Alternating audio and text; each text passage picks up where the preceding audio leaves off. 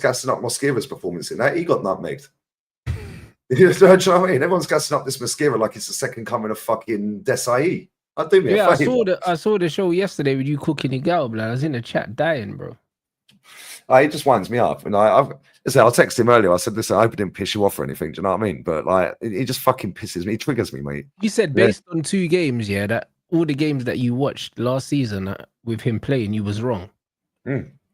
Based on 2 games, it's just like it doesn't matter that I've watched La Liga. It doesn't matter what I've watched under Spain's under 21s.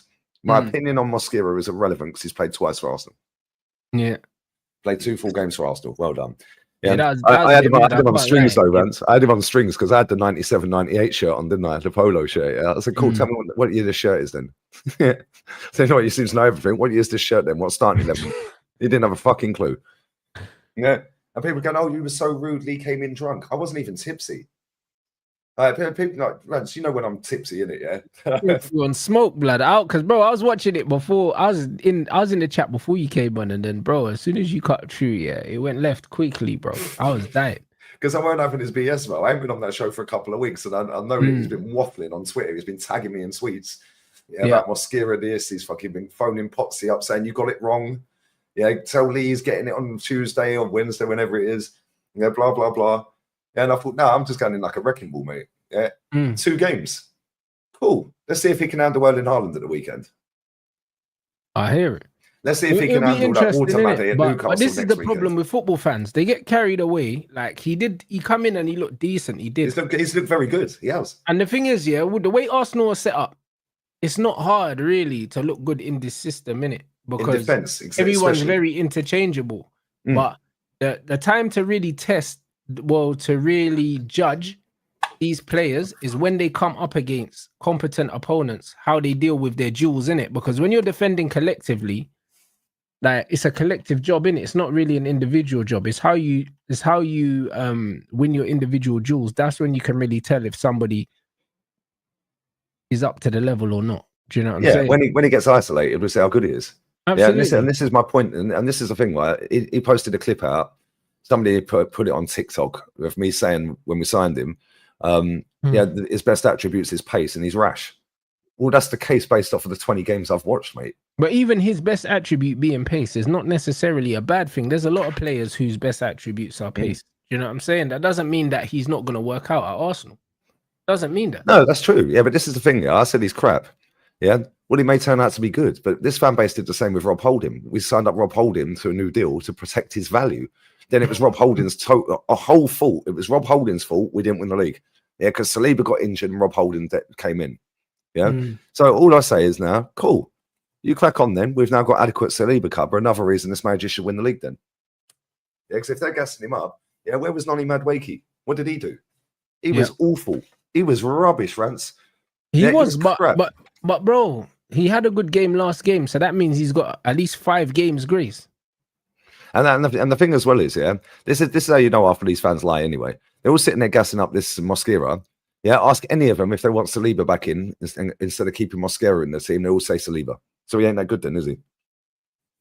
He ain't that good. They don't trust him that much to play the whole season, then, do they? Because they put Saliba in straight away. Not the whole season, of course not. But this is what man are gonna do. It's okay to just say that someone's doing well. Do you know what I'm saying? But your fans will see him play 2 games and then be like, oh yeah, he's better than Lenny Euro. I'll be like, all right, cool. Yeah, 13 million. What a bargain. He's worth 130 million now. No, he ain't. Yeah, that's what they do. Yeah. It's like he's worth 130 million instead of saying, you know what? He's looked good when he's come in. Like, do you know what I'm saying? Cool. That's it. And the thing is as well, what a bargain. That's what you need to say. Man are doing this better than Lenny Euro shit, bro. This is what they do. And this is the problem. It's not even just about Lenny Euro. It's not even about Lenny Euro, bro. Yeah, we've seen a bigger window sample, of Lenny Euro, right? And he's playing in a team that is shit. Yeah, let's just be real with it. Yeah, if you put Mosquera in that team, it will look equally as shit, if not worse.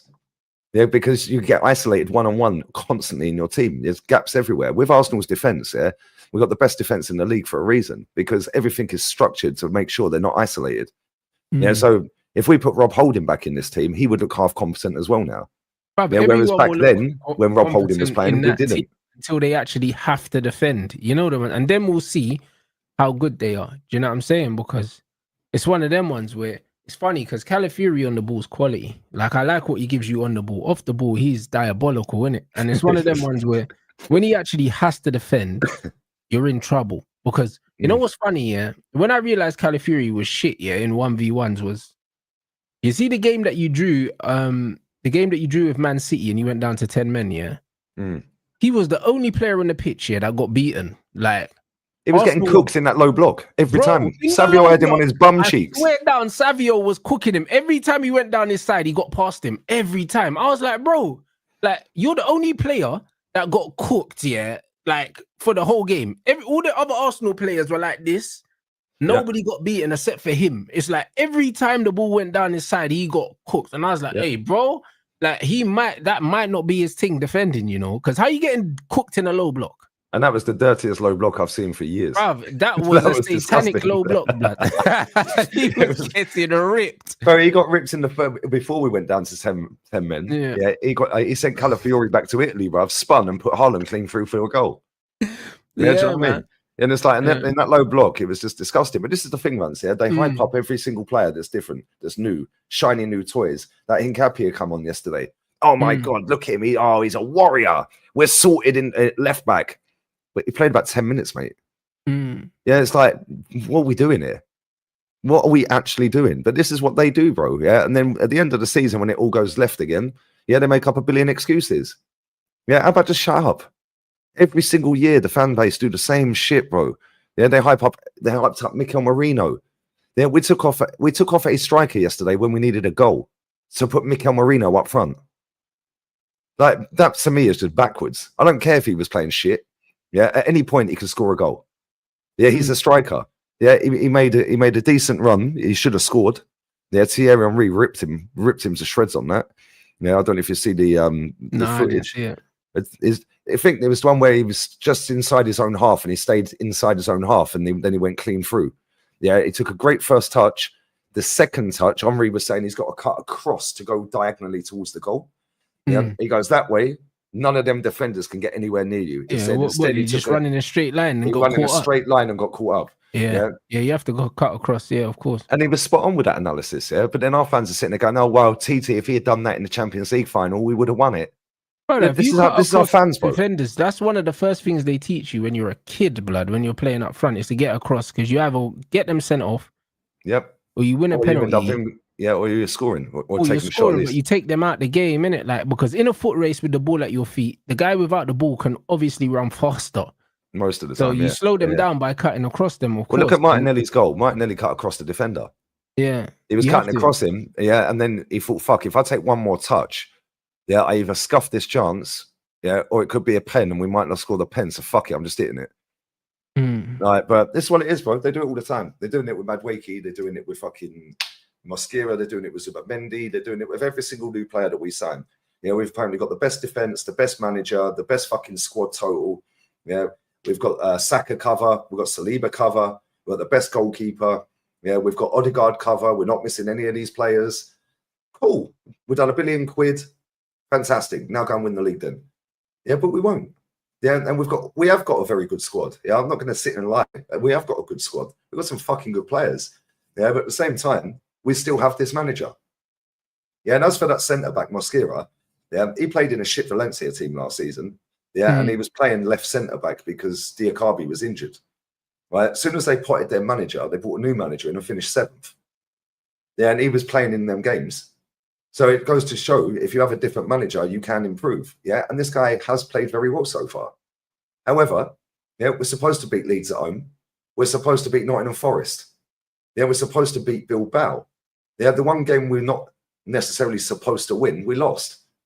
That was Liverpool. Yeah, and then, it weren't his fault. And he actually played well in that game, to be fair. Yeah, but at the same time, when it really matters, we don't win. Yeah, it's all well and good beating all these other teams I just mentioned. At the end of the season, if you don't do enough against the other teams, you ain't winning shit. And that is Arsenal's last decade or 20 years in a nutshell, isn't it? Yeah, we beat teams that we're supposed to beat most of the time. We'll have a stinker against West Ham, Brighton, Newcastle every now and again. Yeah, we'll do all right against the top 6. But ultimately, when it really fucking matters, we're going to lose to Aston Villa. Do you know what I'm saying? That's Arsenal in a nutshell, bro. Yeah, and until we change that, and that ain't going to change with this manager because we've had 6 years of watching it. What is suddenly going to change this season? Because the players that he's brought in, barely any of them have won anything. Yeah, let's just be real with it. And if they have, it ain't been consistently winning. Yeah, Zubimendi's won for club and country, fair enough. Yeah, Madueke's won for club. Yeah, Mikel Merino's won for country and club. Yeah, but we're talking like 1-2 trophies here. Yeah, we're not talking about seasoned fucking serial winners that have that mentality. Look at Van Dijk yesterday. Yeah, everyone thought that was going to pan out as a 2-2 draw. No, Van Dijk, captain, leader, fucking legend, steps up and goes, piss off, we're winning today. Where's our captain, leader, legend that can do that when we're struggling? There ain't one. There ain't one, bro.